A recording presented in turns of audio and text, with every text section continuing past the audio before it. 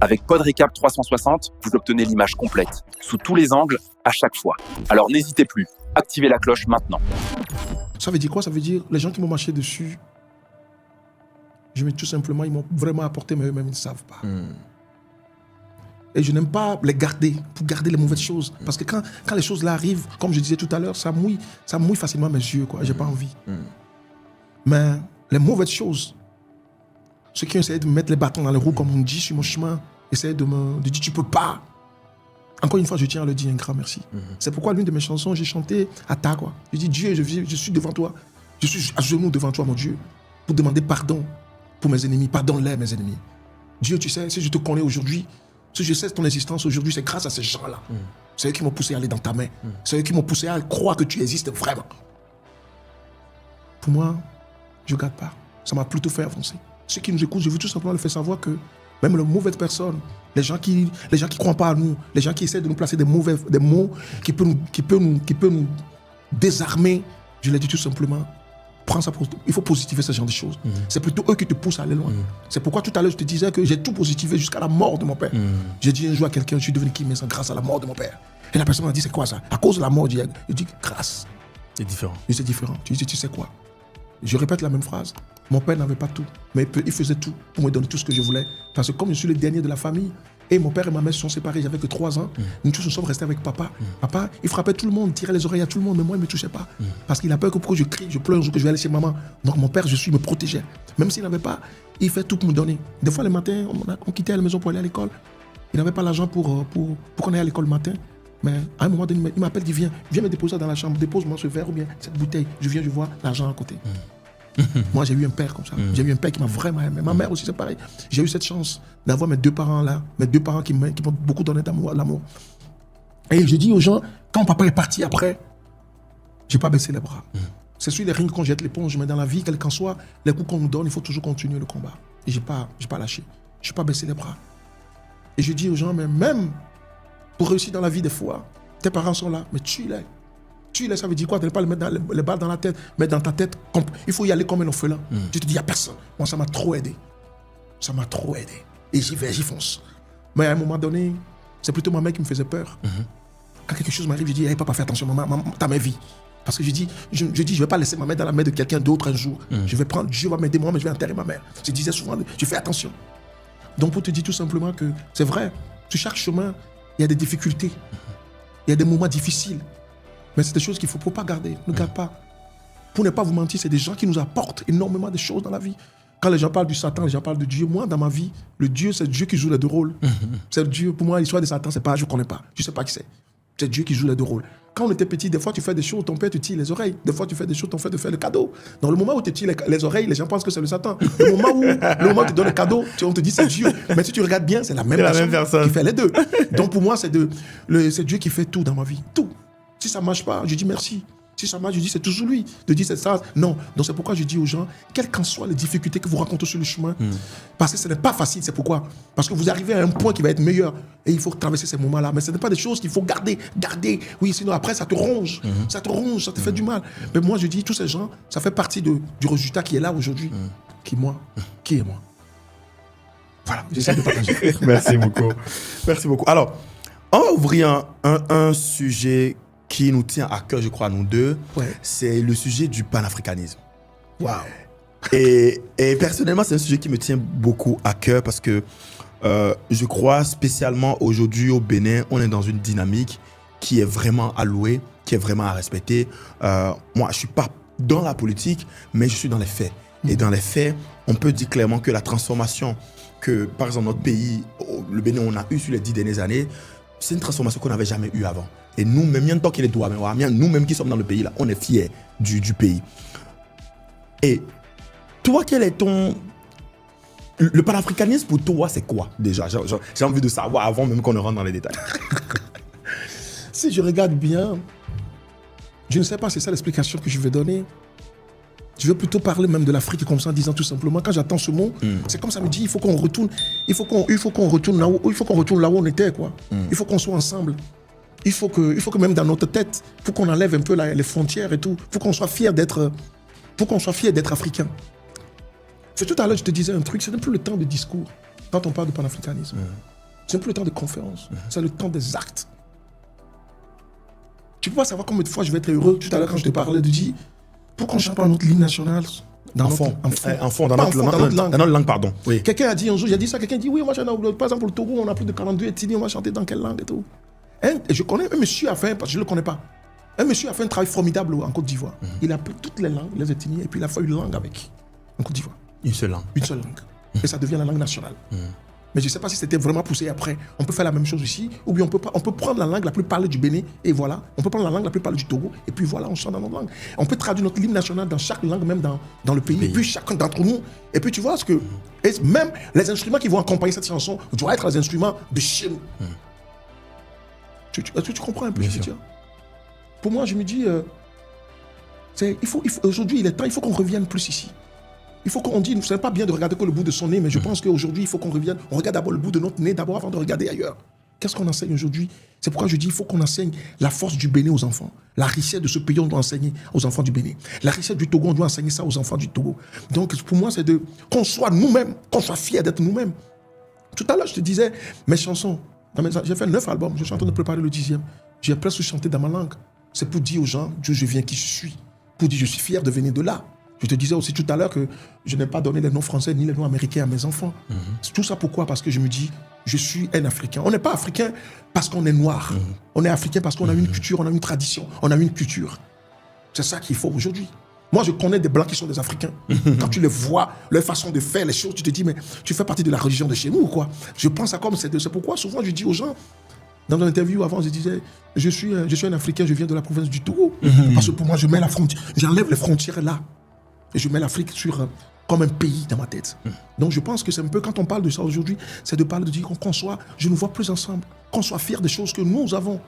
Faut pas qu'on déteste tellement. Nous, on est là, on donne les noms, les gens, les Pierre, les Gustave à nos enfants, mais les Blancs, eux, ils ne donnent pas nos noms à leurs enfants. Mais pourquoi, non? J'ai un ami, il m'a fait cadeau, il a donné mon nom à son chien. Mais parce qu'il aime seulement, c'est pas méchant pour eux, c'est pas méchant. Donc c'est pour te dire que, tout simplement de dire, il faut qu'on revienne. Il faut qu'on revienne ici. Revenir, ce n'est pas de dire ceux qui habitent en France devraient venir vivre ici au Bénin, au lieu de retourner au Togo. Mais dans la tête, il faut qu'on soit vraiment africain. Toi, Béninois, toi, Togolais, tu es marié avec une Japonaise. Tu vois, ton enfant parle japonais, il parle pas fond. Et tu trouves que c'est normal? Toi, Togolais, tu vois ton enfant, tu es marié. Toi, Togolais, tu es marié avec un Allemand. Ton enfant, il parle allemand. Il ne parle pas Mina. Et tu l'amènes au Togo et tu nous dis mon enfant, il ne parle pas Mina, hein, il ne parle même pas le français. Et tu veux que nous on fasse quoi? On ne va pas aller chercher des mots. On va pas aller chercher des mots pour lui parler. C'est à toi. Donc, ce qui veut dire quoi? Ceux qui nous écoutent aujourd'hui, les Africains qui nous écoutent aujourd'hui, parlez nos langues à vos enfants là où vous êtes. C'est important. La langue, c'est une force. La langue, c'est une force. Tu parles la même langue que moi, il y a un truc qui se passe en même temps. Union en même temps. Force. Donc voilà un peu, donc c'est pourquoi on dit, c'est important, même à l'école, tu vois, tous nos enfants, les enfants n'arrivent même pas à parler nos langues. Pourquoi? L'enfant à 3 ans, à 4 ans, il est déjà à l'école, il n'a même pas encore commencé à parler Mina, il commence à aller à l'école, il parle déjà le français, il est embrouillé, il ne comprend pas. Et puis, j'étais à une fête, je parlais avec un petit métis, mais au fond, sa mère qui crie là-bas, King, mon enfant, il parle pas Mina, il faut lui parler français. Je dis non, je ne vais même pas lui parler. Il ne va plus lui parler, ton enfant. Ton enfant ne parle pas Mina. Il m'a dit non. Et alors, tu l'amènes au village, qu'est-ce qu'il fait avec ta grand-mère? Donc, tu vois, cette question, je réponds pas direct à cette question. Mais moi, tout simplement, quand on parle de panafricanisme aujourd'hui, moi, ce que j'essaye quand même de me mettre dans ma tête, et on a commencé ce combat depuis en plus. Et je me dis, pour moi, c'est qu'il faut qu'on revienne ici dans notre tête. Il faut qu'on se dise qu'on est fier d'être africain. Il ne faut pas qu'on nous fout encore la honte avec ces histoires-là. Il faut qu'on soit fier de tout ce que nous avons autour de nous, quoi. Il faut qu'on soit fier de notre pays, de ne pas, tu vois, de tout ce qui est autour de nous, jusqu'à arriver même à nos vaudous, à tout ce qui tue. On nous a poussé vraiment à tourner le doigt des choses. Mais aujourd'hui, il faut enlever ça dans notre tête, quoi. Il faut tout simplement être vraiment fier d'être africain. La suite va tout changer. Simplement être vraiment fier d'être africain, de connaître la culture de l'Afrique, de connaître la tradition de l'Afrique et tout simplement, encore une fois, d'être fier d'être africain. Voilà. Tu penses quoi ou tu as quel avis sur la situation de nos différents pays et sur le fait qu'aujourd'hui, je parle de la situation des différents pays en Afrique où quand même aujourd'hui on est vu et reconnu comme le continent sur lequel il y a moins de... Est-ce que je vais dire démocratie? Mais je vais dire les choses par rapport au développement. C'est-à-dire, je donne un exemple. En Europe, aux États-Unis, c'est très compliqué, c'est très rare de voir des gens rester longtemps au pouvoir. C'est très... Et en termes de développement, du plan de développement, je ne sais pas le côté politique dont je veux parler, c'est le côté politique de développement. En Europe, le plan de développement, c'est un plan de succession. Quand un nouveau président vient, quand un président il va et continue à donc améliorer les rois. Donc quand un nouveau président vient, il continue le travail que l'autre président faisait. Et c'est une succession en fait. Et ça se succède. C'est pas que chaque personne vient avec un nouveau plan et change son truc, l'autre vient, il casse encore, il change tout. Voit un peu. Et ce qui fait que aujourd'hui on voit l'Europe, on voit les États-Unis, on voit ces pays-là qui sont développés comme si sur les 100, 200, 300 dernières années, c'était la même personne qui a gouverné ces pays-là. Parce qu'il y a on peut parler d'harmonie dans la gouvernance à travers les générations. Mais quand je vois aujourd'hui en Afrique, dans la façon de gouverner en Afrique, il n'y a pas nécessairement cette suite-là. Il y a plus ce côté d'opposition où quand chacun vient, il a son plan, il reprend à zéro ce que l'autre a fait, etc. Et quand quelqu'un veut se faire succéder par exemple par quelqu'un qui est dans la même vision, on se dit non, il essaie de placer quelqu'un. Comment se fait-il qu'aujourd'hui, nous, en tant qu'Africains, on n'est pas encore arrivé au niveau où, je vais parler en termes de panafricanisme, nous tous, on a le même esprit où on ne se dit pas la chose la plus importante pour tout Africain et pour tout Togolais, pour tout Béninois, pour tout Ivoirien, c'est le développement de la Côte d'Ivoire, c'est le développement du Bénin, c'est le développement de l'Afrique. Et ce qui est important, c'est pas juste nous-mêmes. Ce qui est important, c'est le pays. Donc, comment est-ce qu'on crée une continuité? Et on sait qu'il ne peut pas avoir de développement en 10 ans. Il ne peut pas avoir de développement en 5 ans. Donc, on est obligé de se construire ensemble. C'est-à-dire une carrière, on parle de King Mess, on parle de 30 ans de carrière. Ce n'est pas 5 ans de carrière. On n'aurait pas pu... On aurait fait cette interview à 5 ans de carrière, on n'aurait pas eu tous ces éléments-là. Donc, parfois aussi, ça prend du temps pour construire des choses qui ont du sens. Et construire un pays, ça ne se fait pas en 10 ans. Ça ne se fait pas en 20 ans. Et ça ne se fait pas avec une présidence. Ça ne se fait pas avec 2 présidences, avec 2, 3 mandats. Ça se fait avec des dizaines de mandats. Mais si à chaque fois, on a l'impression que Amy divise comme même, et puis c'est comme ça à chaque fois, on n'avance pas. Contrairement aux États-Unis, en Europe, où en fait, tu as l'impression que c'est un développement qui est continu. Aujourd'hui, quel est ton avis sur ça? Et qu'est-ce que tu penses que dans la mentalité de nous, parce que bon, nous, on n'est pas président, on n'est pas dans le... En tant que citoyen qui nous écoute, qu'est-ce qu'on peut faire chacun de nous à notre niveau pour que, en termes de transmission du développement de nos différentes nations, on peut contribuer de génération en génération à cette réussite-là? Bonne question encore une fois. Tu sais quoi? Qu'est-ce que je voulais te dire par là? Ça va être simple, à mon avis. Aujourd'hui, je n'aime pas me comparer, comme j'ai dit tout à l'heure, je ne me compare pas avec l'autre, je ne me compare pas avec la vie de l'autre, je compare ma vie avec ma vie. Je ne compare pas le Togo et le Bénin, je ne compare pas les États-Unis et l'Afrique et tout ça, non, pas du tout. Mais aujourd'hui, il faut qu'on arrive à trouver des solutions à des problèmes. Moi, je me dis, j'ai souvent posé cette question aussi. Et celui qui a dirigé le pays, peut-être 10 ans avant, l'autre qui vient, il est contre celui-là, donc il vient, tout ce que l'autre a fait, il essaie de tout casser. Pour ne pas qu'on... C'est comme, et le truc, ça montre après, on se dit, c'est comme, il ne veut plus qu'on parle de l'autre. Il veut faire disparaître l'autre. Un jour, je me dis, toi et moi aujourd'hui, je dis 70 ans, plus de 70 ans encore. Quand on compte encore 70 ans, on ne viendra pas nous trouver ici tous les deux. Si on met 70 ans sur ton âge et mon âge, on est parti. Prenons ça comme ça. Normalement, je me dis, ce serait bien, on prend les intellectuels. Quand on dit les intellectuels, moi je parle des gens, les gens intelligents, pas seulement les diplômés. Il y a des diplômés, des intellectuels. On connaît des gens, ils ont des diplômes, pardon. Pardon, vraiment. Quoi. Et il y a des gens qui sont... On cherche les gens qui sont intelligents. Un peu partout ici, au Togo ou bien au Bénin, autour d'une table. On dessine le Togo ou bien le Bénin pour 100 ans. Qu'est-ce qu'on veut que le Bénin soit dans 100 ans? Qu'est-ce qu'on veut que le Togo soit dans 100 ans? Et on dessine. C'est comme un architecte. On donne des exemples. Ce qui veut dire après, quand on décide tout, on met. Ce qui veut dire, toi et moi, on va partir, mais on voit comment. Ah, le Bénin dans 100 ans, ça va être ça, hein, mais on ne sera plus là. Le Togo dans 100 ans, ça va être là, on ne sera pas là. Donc celui qui vient, c'est comme un architecte qui a construit cette maison. On monte la maison peut-être au 5e étage. Premier étage, on sait que le maçon et tout ça, ils ont volé les ciments, les chasses. On prend l'autre maçon. On lui dit voilà le plan. Ton gars, il est arrivé à ça. Tu continues, tu dois monter au 2e étage. Jusqu'au 5e. Donc il fait le 2e étage, il part. L'autre maçon vient. Il ne va pas casser encore en bas parce que déjà on a des états solides. Donc chacun d'entre nous vient et tout ça. Qu'est-ce qui se passe? On me prend aujourd'hui comme le président de la République. Je suis un artiste, je peux mettre la musique dans toutes les écoles. Tout le monde vient faire son one-man show. Ce qu'il a dans sa tête. Or normalement, ça va être un truc dessiné dans 100 ans ce que le Togo va être. Quand tu viens, on te dit, tu sais, du mandat de 2020 à 2025, voilà ce que le Togo va être, ce que tu vas faire. Et si tu ne fais pas, viens te pointer encore pour nous dire que tu veux être président. Et on va te poser la question, tu nous as retardé, gars. Dans 5 ans, tu vois là où tu nous as amenés. On est en retard. Et tu nous dis, oui, parce qu'il y avait telle grève, parce qu'il y avait Covid qui est sorti, parce que tu nous donnes des raisons. Et tu nous dis, donnez-moi encore 5 ans, et vous allez voir, je vais me rattraper. C'est comme l'avion qui quitte Lomé pour aller à Paris. À un moment donné, il est en retard, ça file. Tout le monde sait. On se rattrape, on rattrape. Mais le moment où on met quelqu'un au pouvoir, on lui donne la main libre.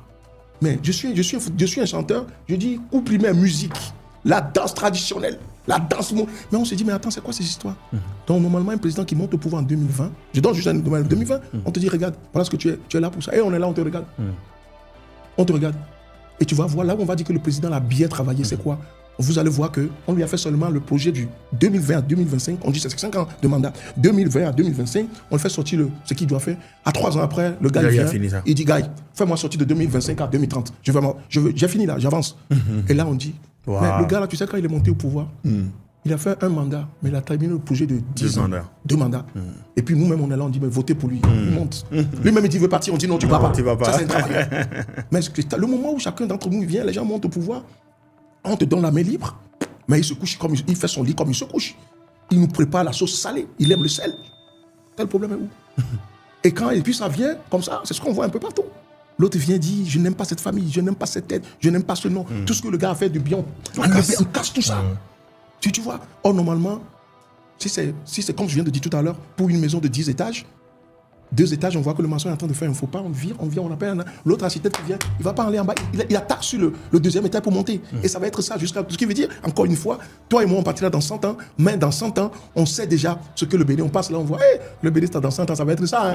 Et on commence à envier un peu les petits-enfants qui viennent, vous voulez peut-être la chance de voir. À nous, c'est impossible. Et il faut ce travail-là. Et si tu as travaillé, on saura si tu n'as pas travaillé, on te dira aussi que tu n'as pas travaillé. Parce que... tu vois, on est obligé, celui qui va venir est obligé de retravailler sur le mandat d'avant et de continuer. Je suis en train aussi de penser à ça, parce qu'il est temps aujourd'hui, on doit chercher les gens qui donnent des solutions, pas seulement de venir critiquer, que chacun d'entre nous essaye de proposer des choses et de dire, ah, ce que l'autre a dit, c'est pas mal, si on peut ajouter ça. Mais moi, je vois aussi les choses que, c'est la même chose. Tu fais une chanson, l'autre vient, il enlève tout dedans et puis là, il n'y en a plus de chansons. Donc voilà un peu la proposition pas une proposition, ma façon aussi de voir un peu les choses. De dessiner aussi nos pays comme un architecte qui dessine une maison. L'architecte, à un moment donné, on a déjà l'architecte, on a déjà tout ce qu'il y a, on a le map, on a tout ce qu'il faut. Le maçon, ou bien ceux qui travaillent, s'ils ont volé, on le vire, on met d'autres personnes. Et il vient, il continue ce que l'autre a fait. Mais là, c'est la main libre. Hein. Tu deviens président aujourd'hui, mais tu décides presque tout. Et tu fais à sa tête, tu fais comme tu veux. Voilà. Et c'est ça qui nous tire en arrière, si je peux dire. Le fait moi, je pense. Je pense aussi. Je pense aussi. Normalement, tu montes au pouvoir, tu es assis là-bas, c'est pas seulement de poser la main sur la Bible pour dire je vous jure au nom de... Non, ce n'est pas que ça. On te relie tout ce que tu as fait. Par exemple, pour te dire, le mandat de 2020 à 2025, c'est un mandat santé. Il faut tel nombre d'hôpital. Dans telle vie. En ce temps, tu vas voir que les grands médecins, les grands docteurs vont sortir pour dire je veux me présenter. Et les gens ils se disent ah, celui-là, c'est un grand docteur. Il peut. Donc, on te dit mandat. Tu vois ce que veut dire? Ça ne veut pas dire que c'est tout le mandat, le gars, il va faire que les hôpitaux. Non, c'est pas ce qu'on dit. Mais on se dit quand même qu'on veut régler le problème des hôpitaux en telle année, en tel mandat, c'est ça. Ne ratez aucun résumé. 360 degrés d'information. Abonnez-vous à PodRécap 360 et activez la cloche. À très vite pour le prochain décryptage.